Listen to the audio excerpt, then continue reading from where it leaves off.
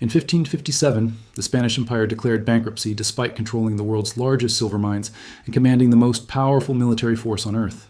2 centuries later, the British pound sterling, once the unshakable foundation of global commerce, lost its reserve currency status in less than a decade, and within 30 years, Britain had transformed from history's largest creditor nation into one of its most indebted. The Soviet Union collapsed in 1991, not from military defeat or popular uprising, but from an economic implosion that experts had declared impossible just 5 years earlier.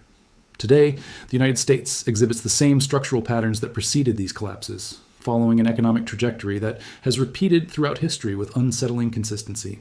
Economic historians have identified a 7-stage pattern that appears consistently before major imperial and economic collapses, a framework that emerges from analyzing 15 major economic powers over the past 500 years. This pattern isn't a theory. It's an observable sequence of policy decisions and economic deteriorations that nations follow with remarkable similarity, regardless of their political systems or geographic locations. Stage 1 begins with military overextension, where defense spending exceeds the productive capacity of the underlying economy to sustain it. Stage 2 follows with currency debasement or excessive debt accumulation to finance the military burden, typically accompanied by the monetization of government deficits. Stage 3 manifests as trade imbalances and the financialization of the economy, where profits from speculation replace profits from production.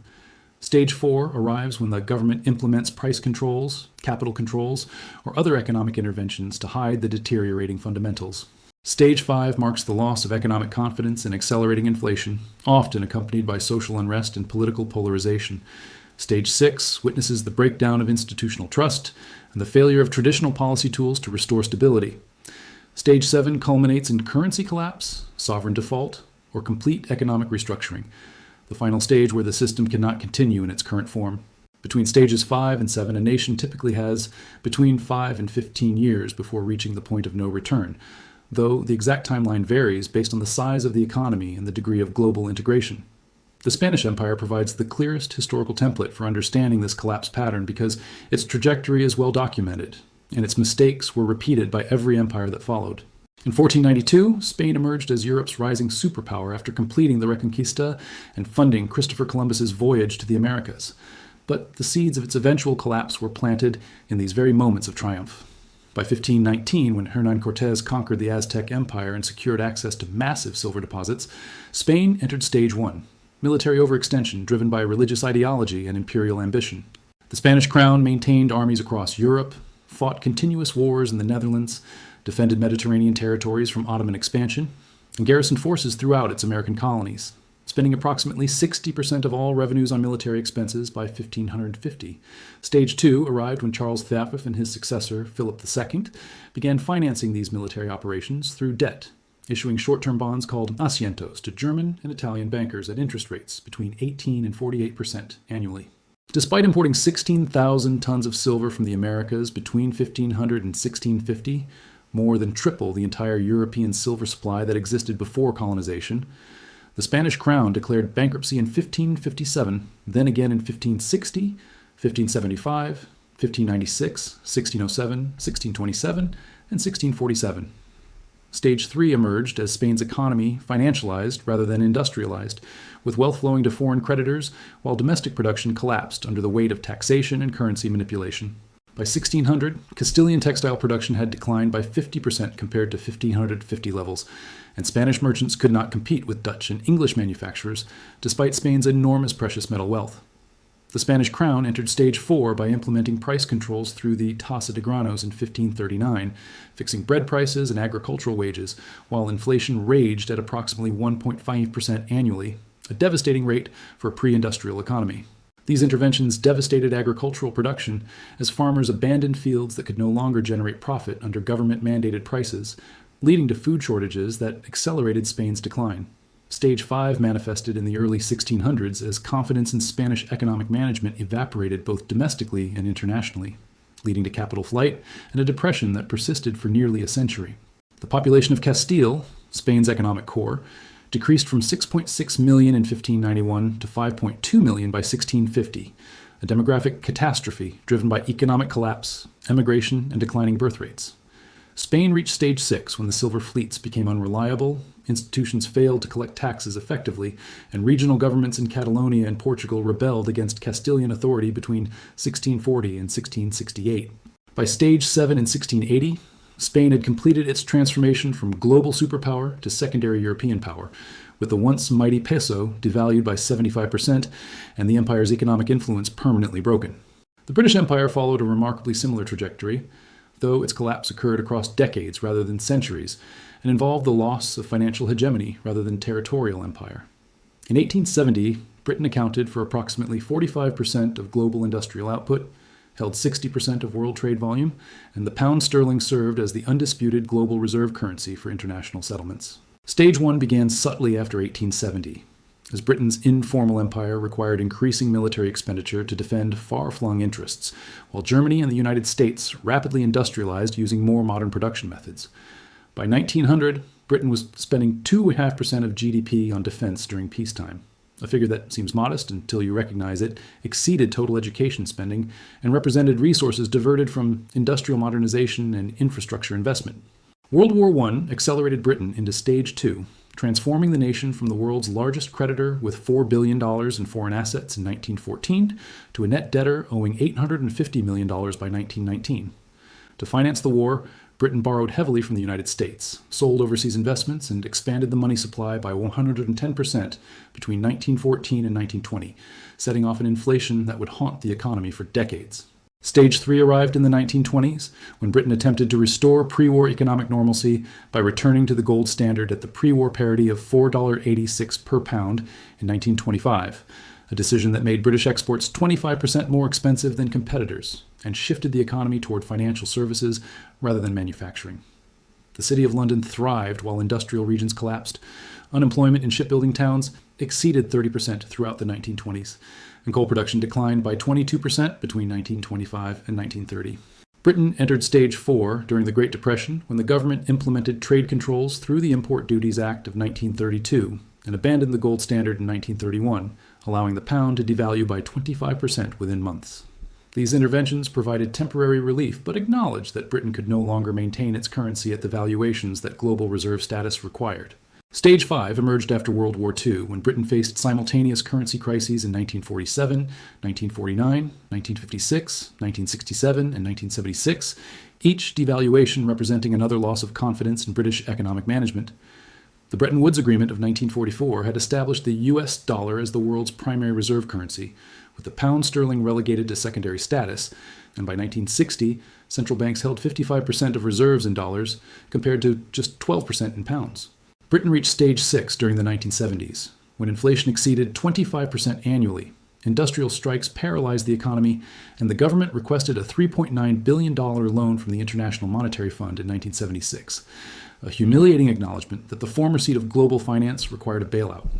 The IMF loan came with strict conditions, requiring spending cuts and monetary restraint, representing a complete reversal of Britain's historical role as the lender, imposing conditions on debtor nations. By stage 7 in the early 1980s, Britain had completed its transformation from industrial and financial superpower to a mid-sized European economy, with Margaret Thatcher implementing economic restructuring that acknowledged the permanent loss of Britain's former economic status. The pound sterling survives today as a respected but secondary currency, holding approximately 4% of global reserves, a functional currency for a medium-sized economy, but no longer the foundation of global commerce it once represented. The Soviet collapse provides the most recent and best documented example of this pattern, offering insights particularly relevant to the United States because it demonstrates how quickly late-stage deterioration can accelerate.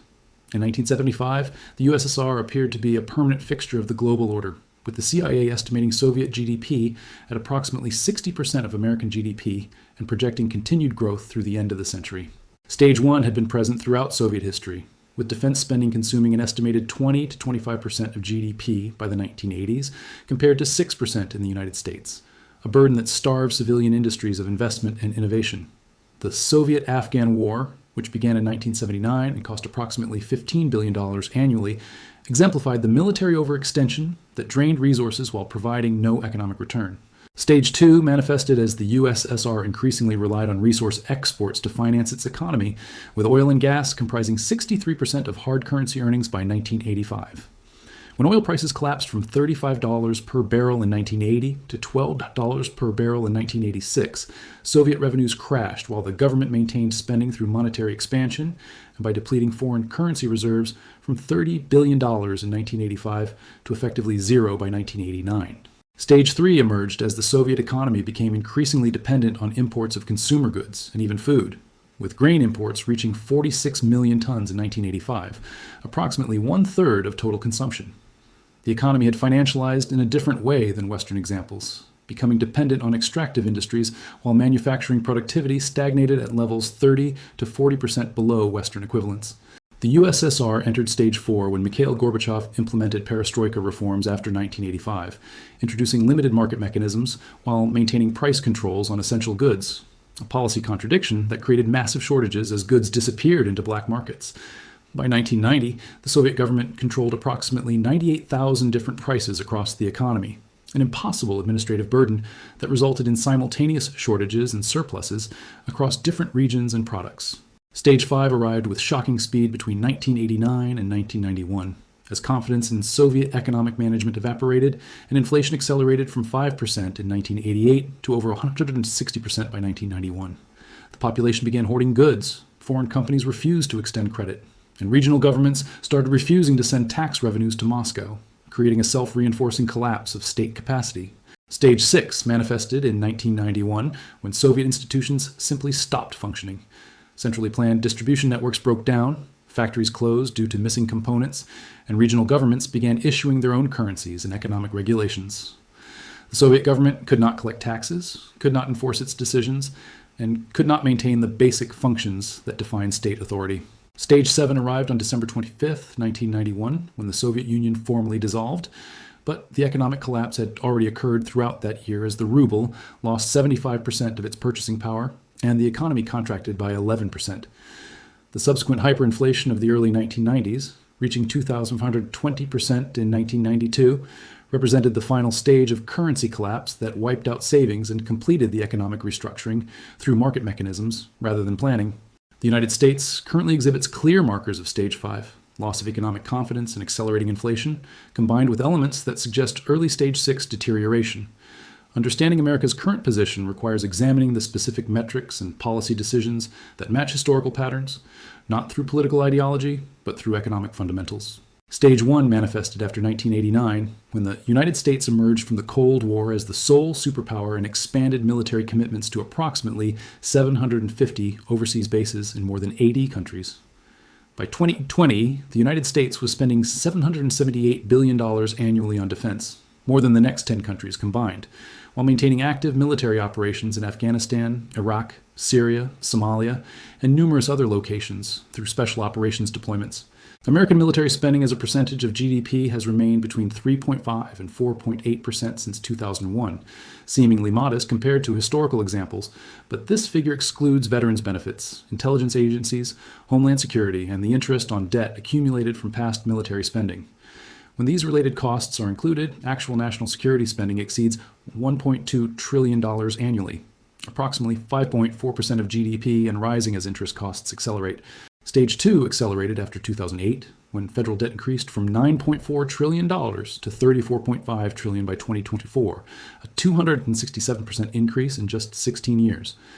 The Federal Reserve monetized much of this debt by expanding its balance sheet from $870 billion in 2007 to $8.9 trillion by 2022, an increase of 923% that represents the electronic printing of money to purchase government bonds. The debt trajectory has become mathematically unsustainable, with interest payments exceeding $880 billion in 2024, more than defense spending and growing faster than any other budget category. At current projections, interest costs will reach $1.7 trillion annually by 2034, consuming approximately 1/4 of all federal revenues before a single dollar is spent on government programs. Stage 3 is visible in America's trade deficit, which reached $773 billion in 2023. And in the financialization metrics that show financial sector profits, comprising 30% of all corporate profits in 2019, compared to 15% in 1980. The American economy increasingly generates wealth through financial engineering rather than production, with the financial sector growing to 8.3% of GDP, while manufacturing declined from 22% of GDP in 1980 to 11% by 2020. Real wages for the median American worker have stagnated since 1973 after adjusting for inflation. While asset prices have soared, the S&P 500 increased by 2,800% since 1980, while median household income rose just 270%, indicating that wealth accumulation has disconnected from productive work. This disparity matches the pattern seen in Spain, where silver wealth enriched financiers while common workers grew poorer, and in Britain, where the City of London prospered while industrial regions deteriorated. Stage 4 elements have appeared through various interventions, including the 2008 bank bailouts totaling $700 billion, the 2020 COVID stimulus exceeding $5 trillion, and the Inflation Reduction Act of 2022 that increased spending while claiming to reduce inflation. The Federal Reserve's suppression of interest rates to near zero between 2008 and 2022 represented a form of price control on the most important price in the economy, the cost of capital, creating massive distortions in investment and asset prices. The United States entered clear Stage 5 territory in 2021 when inflation accelerated from 1.4% in 2020 to 7.0% in 2021 and 6.5% in 2022, the highest level since 1981. More concerning than the inflation rate itself is the loss of confidence in economic management, visible in declining real wages, collapsing consumer sentiment indexes, and the political polarization that now centers on economic anxiety.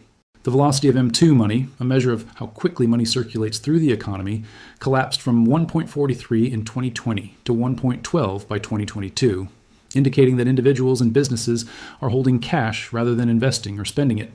This declining velocity mirrors patterns seen in late-stage Britain and the USSR, where economic actors lose confidence in future prospects and begin defensive financial behaviors that become self-fulfilling prophecies of decline. International confidence metrics show similar deterioration, with central banks diversifying reserves away from dollar-denominated assets at the fastest pace in 20 years. The dollar's share of global reserves declined from 73% in 2001 to 58% by 2023, while gold reserves at central banks increased by 1,078 tons in 2022, the highest level of gold purchases since 1967. Early Stage 6 indicators have appeared in the breakdown of policy consensus and institutional effectiveness, visible in repeated debt ceiling crises, credit rating downgrades, and the inability of traditional monetary policy to control inflation without triggering severe recession. The political system has become increasingly dysfunctional, with government shutdowns, contested elections, and the weaponization of economic policy for partisan advantage, all patterns that appeared in late-stage Britain and immediately before the Soviet collapse. If the United States continues following the historical pattern, Stages 6 and 7 typically unfold over 5 to 15 years once clear Stage 5 indicators emerge, though the timeline varies based on the scale of the economy and the depth of global integration. The specific manifestation of American collapse will differ from historical examples because of unique factors, particularly the dollar's role as global reserve currency and the unprecedented level of global financial interconnection. But the fundamental dynamics remain consistent. Stage 6 would manifest as the failure of traditional policy tools and the breakdown of institutional authority, likely beginning with a sovereign debt crisis where foreign and domestic investors demand significantly higher interest rates to hold U.S. Treasury bonds. If this occurs, the government faces an impossible choice: either drastically cut spending, including entitlements and defense, or allow the Federal Reserve to monetize debt at levels that trigger rapid inflation. The early Stage 6 dynamics may already be visible in the Federal Reserve's inability to normalize interest rates without triggering financial instability, demonstrated by the March 2023 banking crisis that forced emergency interventions after just 13 months of interest rate increases. The economy has become addicted to low interest rates and continuous monetary expansion, meaning that any attempt to restore traditional policy parameters now risks systemic collapse. A complete Stage 6 scenario would include state and local government financial crises as federal support diminishes, creating a patchwork of varying economic conditions and potentially different regulatory environments across regions. Historical patterns suggest this could manifest as wealthy states providing services that poorer states cannot afford, effective internal trade barriers as regions compete for investment, and the possible emergence of state-level currencies or payment systems if confidence in federal management deteriorates sufficiently. The social implications of Stage 6 include accelerating inequality, increased political extremism from both left and right, and potential civil unrest as the economic system fails to provide the prosperity or stability that populations expect. Every historical collapse has included a period of social instability between the recognition of economic failure and the emergence of a new system. This transition period typically lasts between 3 and 7 years and involves significant political restructuring. Stage 7 for the United States could take several possible forms, none of which involve the complete disappearance of the nation, but all of which represent fundamental restructuring. The first possibility is a managed default or restructuring of government debt, similar to what Argentina has experienced repeatedly, where bondholders accept partial payment and the government implements austerity measures under international supervision. The second possibility is hyperinflation or very high inflation, as the government monetizes its debts, effectively defaulting through currency devaluation rather than explicit non-payment. This scenario would devastate savers and fixed-income retirees while benefiting debtors and hard asset owners, representing a massive wealth transfer and complete restructuring of the economic system. The third possibility involves the dollar losing reserve currency status relatively quickly, over 5 to 10 years, rather than the gradual decline currently underway, triggering an immediate collapse in American living standards, as imported goods become vastly more expensive. This scenario would force rapid reindustrialization under crisis conditions, economic isolation similar to what Russia experienced in the 1990s, and a fundamental reorientation of the American economy toward production rather than consumption. The most optimistic Stage 7 scenario involves proactive restructuring before crisis forces reactive collapse, including significant debt reduction through a combination of spending cuts and revenue increases, the acceptance of lower living standards and reduced global influence, and a managed transition to a more balanced economy. This path requires political courage that has rarely appeared in historical examples. Leaders typically delay necessary changes until crisis eliminates all options except the most painful ones. The global implications of American economic collapse would dwarf any historical precedent because of the dollar's central role in international trade and finance, with approximately 88% of foreign exchange transactions involving dollars and an estimated $12 trillion held outside the United States. An American Stage 7 collapse would likely trigger a global depression, the restructuring of international institutions like the IMF and World Bank, and potentially military conflicts as nations compete for resources and influence in the resulting power vacuum. The timeline for these developments remains uncertain, but constrained by mathematical realities. The debt accumulation and monetary expansion cannot continue indefinitely, and historical patterns suggest that Stage 6 instability typically emerges within 5 to 7 years after clear Stage 5 indicators appear. Given that clear Stage 5 markers appeared in 2021-2022, this timeline suggests increased instability beginning around 2026-2029, though external shocks could accelerate this timeline dramatically. The conventional view holds that America's economic challenges represent temporary disruptions that policy adjustments can resolve, assuming that the same strategies that worked in the past will continue working in the future. This perspective misses the fundamental insight from studying collapse patterns. Nations in Stage 5 cannot solve their problems with the same policy tools that created those problems, and the belief that this time is different appears in every historical example before collapse accelerates. The contrarian insight isn't that collapse is inevitable or that specific policy changes could prevent all negative outcomes. It's that the pattern recognition itself reveals options that conventional analysis misses. Spain could have avoided collapse by prioritizing domestic production over military glory and by developing industry rather than depending on silver extraction. But making those choices would have required abandoning the imperial ideology that defined Spanish identity. Britain could have maintained more economic power by accepting reduced global influence earlier, investing in industrial modernization rather than attempting to restore pre-war conditions, and managing the transition from empire to regional power proactively rather than reactively. The failure to make these adjustments stemmed not from ignorance, but from the political impossibility of leaders advocating for diminished national status, even when decline was economically inevitable. The Soviet example proves that even totalitarian governments with complete information control cannot prevent collapse once late-stage dynamics accelerate, because economic fundamentals eventually overwhelm political narratives. The USSR didn't collapse because people stopped believing in communism. It collapsed because the economic system could no longer function, and belief became irrelevant when stores were empty and factories closed. The true lesson from studying collapse patterns isn't pessimism about America's future. It's recognition that the range of possible futures is wider than conventional analysis acknowledges, and that preparation for volatility provides advantages, regardless of which specific scenario unfolds. Individuals and institutions that recognize Stage 5 dynamics can position themselves for the transition rather than being surprised when late-stage acceleration begins, much as those who understood Britain's trajectory in the 1960s could prepare for the pound's decline, while others were shocked by each successive crisis. The deepest insight is that economic collapse doesn't mean the end of civilization or prosperity. Spain, Britain, and even Russia eventually stabilized at lower levels of global influence while their populations continued living productive lives. What ends is a specific configuration of economic and political power, a particular system that had become unsustainable, and the illusion that the current arrangement represents permanent conditions rather than one phase in ongoing historical cycles. The United States at stage 5 faces choices that will determine whether the transition to stage 6 and 7 happens through crisis or through managed adjustment, but the historical pattern suggests that transition of some kind has become inevitable. The question isn't whether American economic dominance will decline, that process is already underway and visible in dozens of metrics, but rather how that decline will unfold, how quickly it will accelerate, and what kind of economic and political system will emerge from the restructuring. Understanding the pattern doesn't provide easy answers or simple solutions, but it does offer something more valuable: the recognition that current conditions represent a specific stage in the observable historical sequence, and that the next stages will unfold according to dynamics that have repeated throughout history. Those who understand the pattern can prepare for volatility, position for transition, and recognize opportunities that emerge during restructuring, while those who assume continuity will be paralyzed when acceleration begins. The 7-stage collapse pattern reveals an uncomfortable truth: that economic dominance is always temporary, that systems which seem permanent contain the seeds of their own transformation, and that the policies which build empires eventually become the mechanisms that unwind them. America's current trajectory matches this pattern with unsettling precision, and understanding where we are in the sequence matters far more than debating whether the pattern itself is real.